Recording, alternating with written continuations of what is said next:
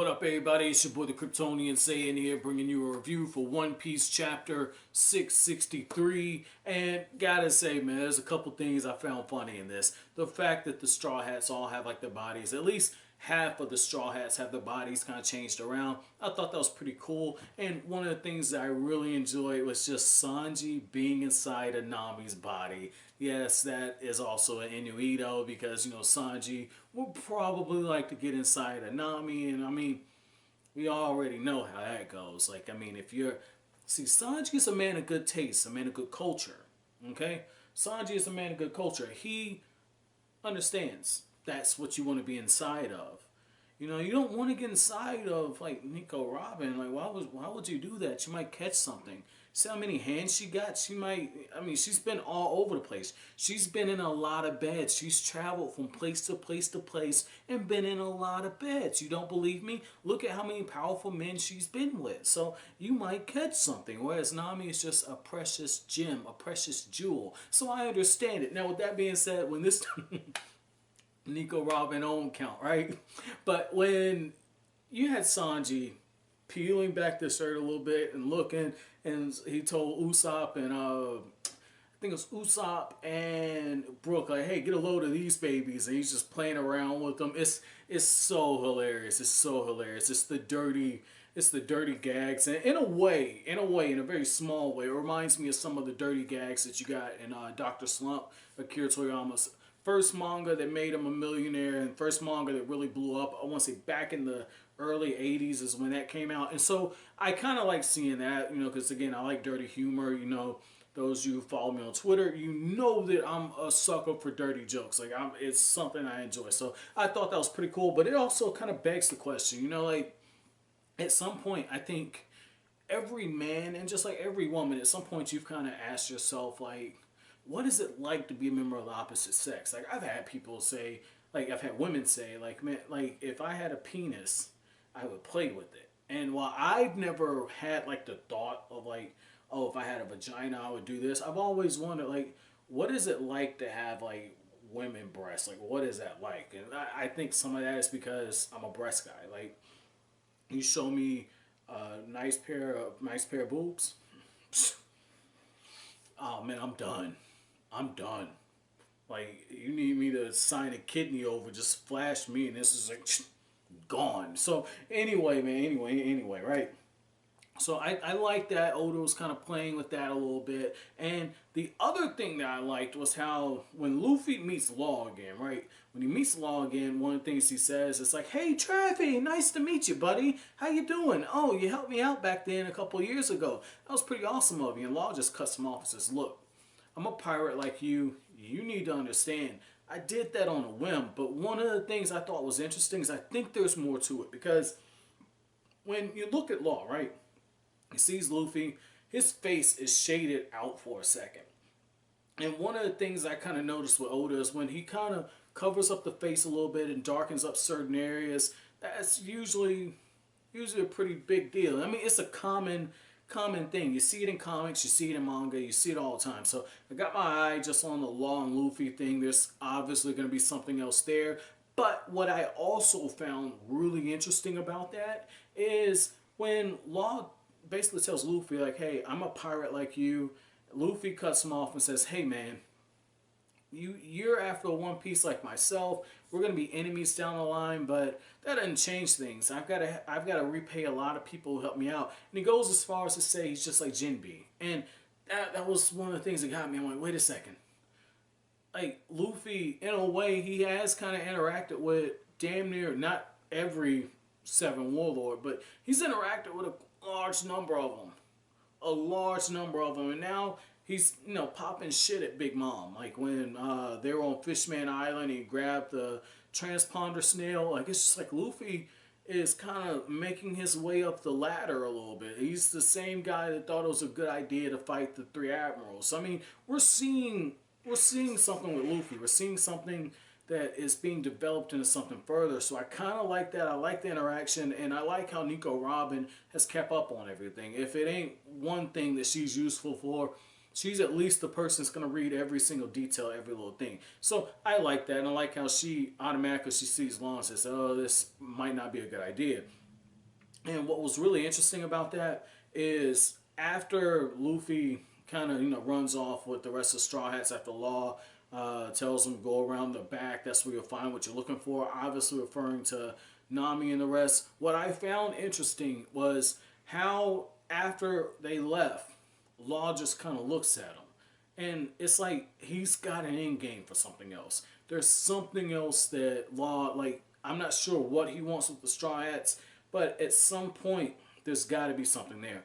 I don't know if maybe he's planning on using the Straw Hats for this Caesar person, this Caesar who was a ally with Dr. Vegapunk.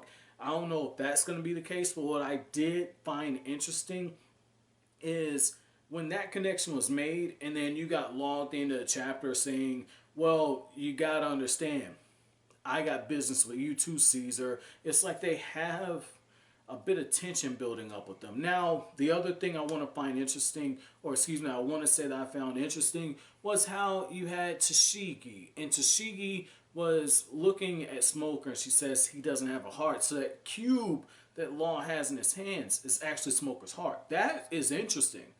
That's interesting. That's some badass shit. That is some Mamoru Uchiha shit. Like I'm starting to get a hard on for Law, man. This is pretty dope, man. This is pretty dope. Like I'm loving this. Like this is a certain level of excitement that I've felt with One Piece, but this is different. This is different because it's that mystery element now.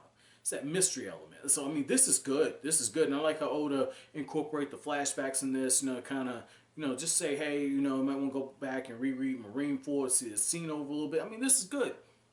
It's really good. But Tashigi just charges forward, and Law just looks at her and says, you ain't learned shit.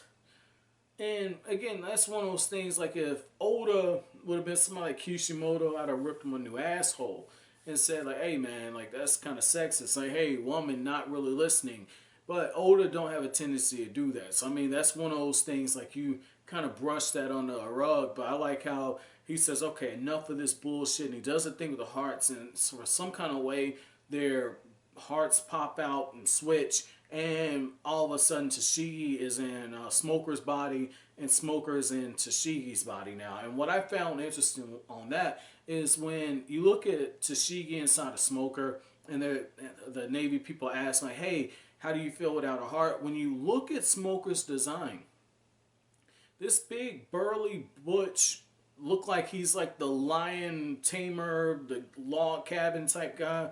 Like it looks like he was like Wolverine and Wolverine Origins. The movie X-Men fans don't talk about, but I personally like, but for sentimental reasons. And so when you look at that, they fucked Deadpool up in that movie. I never forgive him for that. But when you look at that, right?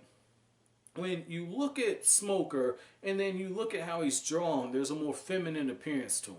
Like it's kind of hard to say Smoker looks feminine. The guy, very, but at the same time, I thought that was interesting. But then when you look at Tashigi inside of, look at Smoker inside of Tashigi, this shit's gonna confuse the fuck out of me. I'm just gonna go ahead and tell you now, like the way that Oda got everybody switching bodies is just shit gonna confuse the fuck out of me.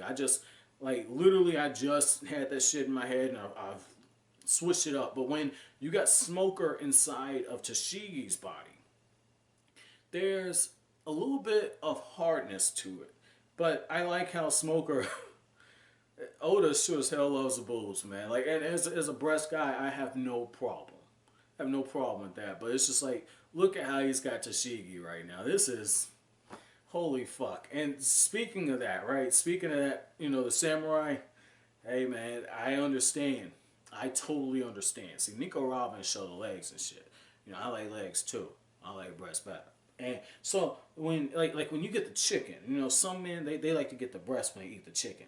Some men like to get the eyes. Some men like to get the chicken legs.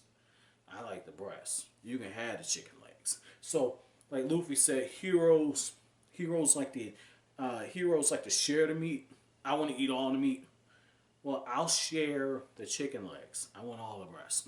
So with that being said, I do think that it's pretty fucking interesting that the samurai is just like, yeah, a long time ago I happened to eat this fruit, and it's like, holy fuck, we have another devil fruit user. And he is able to put clothes on the different Straw Hats, you know, with Sanji and Chopper and Frankie. And I like how you had all of them kind of talking about how it feels to be inside of each other's bodies and everything. So I thought that was interesting. That's another thing that is going to kind of bring them close together because they had a better understanding of each other. But I just thought that it was pretty funny. And while he's saying that, I'm going, well, why the fuck didn't he just give them jackets before? And he's like, I didn't want the breastbands to go away. That was pretty hilarious, man. That was pretty hilarious. It's just like, holy shit. And I like how even Nami kind of breaks the fourth wall a little bit, like on some Deadpool shit. Like, it's not like Nami just turned to the camera and said, am I really like that? But instead, she's talking to the others, but at the same time, it's like she's talking to the audience too, because anytime you start poking fun of yourself like that, that's bordering on like the fourth wall break, especially in the case like this, because she's referring to the fan service and everything. So I like that. That was pretty cool. It was a little ballsy, you know, because usually with something like One Piece, it's very serious and everything. It's goofy, but it's very serious, and you got the melodrama and stuff. So to see someone kind of play with the fourth wall break while still being there, not technically breaking the fourth wall, but you can read into a little bit and see it like Otis poking jabs at the character a little bit. I thought that was pretty interesting. Now, taking this a step further, right? I like how they have their reactions to Sanji being in Nami's body, Nami being in Frankie and everything. And what I thought was pretty cool about that is Nami being in Frankie. It's like she's got a strap-on on. Like, you know where my head's at. Like, holy shit, I don't condone strap-ons. I won't personally do that shit. But I'm just saying, like, you know, to each his own, though. But what I thought was pretty cool about that is, look at how Luffy is just like, Frankie, no, don't do it. And it's because Nami and Frankie was going to knock the hell out of Sanji, who's inside of Nami. So, I mean, it's pretty funny, man. It's pretty funny. I like how one of the things you got was Zoro. It's like, what the fuck is wrong with that cook? I'm loving this shade that Zoro throws at Sanji. Like, holy shit, I'm loving this shade that Zoro throws at Sanji, man. But Zoro's like, what the fuck is wrong with this cook? Has the cold weather finally fucked his brain up? This was so hilarious, man. This was a good chapter simply because of the comedy. This was really good, really fun to read. And one of the things I do like also about this chapter, again, the Sanji element, is Sanji, when it opens up, when you get to that part, Sanji's just like, I gotta get a camera, hurry before it stops. And it's because Sanji's like, I'm gonna take a picture. And Nami's like, what kind of picture are you gonna take with my body? And Sanji's just like, you have no idea. Sanji is acting like three things. He's acting like the dude that's about to go to prison and is trying to get as many pictures as he can. That way he can take them shits with him. Well, no, it don't work like that. So we're gonna scratch that one off. Like, I guess he's gonna like get himself prison pictures mailed to himself. But also Sanji acting like that dude that is getting ready to start a 30-day no fap challenge, and he's just like, I'm about to rub out a whole bunch of nuts before this fap challenge starts. So that's the type of shit Sanji on. The other thing, man, Sanji, I don't know how far this dude would go, man, because like at times I look at Sanji and it's almost like this dude, I'm like, yo, you borderline got some rapists in you, man. Like, what the fuck is going on with Sanji, man? So I thought that, you know, all that was pretty funny, but, you know, overall, this was a really good chapter. So my chapter question to you guys is going to be, out of all of these Straw Hats, right, that are inside of different bodies, I guess you could throw Smoker and Tashigi in there. Which one did you find the most entertaining? Which one did you find the least entertaining, and why? And if you could have Luffy change bodies with any of the Straw Hats, who, or, we'll make this one really fun, or with any other previous character that we've met so far, who would you have Luffy change bodies with, and why? But as always, guys, if you like anything I had to say, don't forget to comment, rate, subscribe, share. Thank you so much for watching the video, guys. Have an awesome day.